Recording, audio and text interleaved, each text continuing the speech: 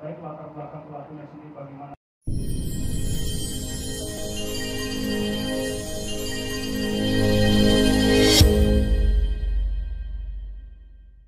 Selamat siang, salam sejahtera untuk kita sekalian.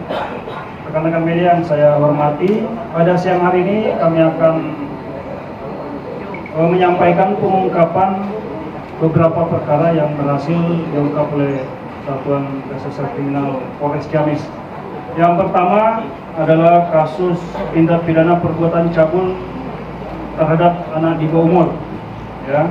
TKP-nya warung saudara Cecep Kurniawan di Notom Hartono, tepatnya di Dusun Siwahangan, RT 03 RW 10 Desa Baretbek,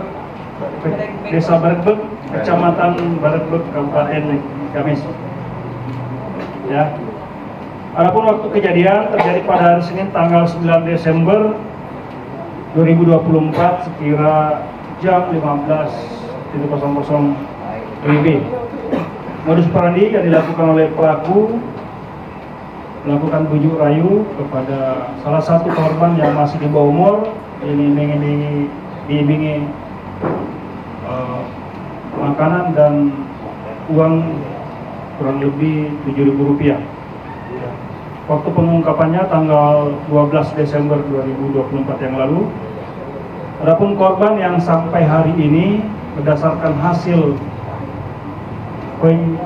pengembangan yang dilakukan oleh penyidik, ada 8 orang korban dari pelaku ini. Salah satunya saat ini sudah berusia dewasa 27 tahun. Ya, tapi pada saat melakukan tindak pidana pencabulan, si korban ini masih di bawah umur. Ya. Korban pertama adalah HN, umur 9 tahun. Kemudian korban kedua yang tadi 27 tahun, jadi dilakukan pelecehan pada saat masih di bawah umur juga. Kemudian MS 14 tahun, ID 14 tahun, BB 13 tahun, FR 14 tahun, RD 13 tahun, DK 14 tahun. Adapun pelaku yang kami amankan satu orang, ya, atas nama CK, umur 50 tahun, pekerjaan wira swasta, alamat Baretbek, Ciamis. Ya. Adapun pasal-pasal yang kami kenakan pada yang bersangkutan, pasal 82 ayat 2, ulangi pasal 82 ayat 1 Undang-Undang Nomor 17 Tahun 2016 tentang penetapan peraturan pemerintah pengganti Undang-Undang Nomor 1 Tahun 2016 tentang perubahan kedua atas Undang-Undang Nomor 23 Tahun 2002 tentang perlindungan anak, dan pasal 76C junto pasal 80 ayat 2 Undang-Undang Nomor 35 Tahun 2014 tentang perubahan atas Undang-Undang Nomor 23 Tahun 2002 tentang perlindungan anak, dipidana dengan pidana penjara paling singkat 5 tahun dan maksimal 15 tahun dan denda sebanyak 5 miliar rupiah. Adapun kronologisnya, korban yang berhasil akhirnya mengungkap dari rangkaian tindak pidana yang dilakukan oleh pelaku, yaitu korban atas nama HN, ya. Jadi awalnya sebenarnya di rumah pelaku ini menjual voucher internet wifi, ya. Jadi anak-anak memang sering datang ke situ, ya, dan melihat, apalagi yang bersangkutan mengakui bahwa melihat anak kecil yang pakai celana pendek, kemudian kencing di sekitar rumahnya, dia ada nafsu. Ya, jadi setelah itu ada keinginan untuk mencabuli anak tersebut.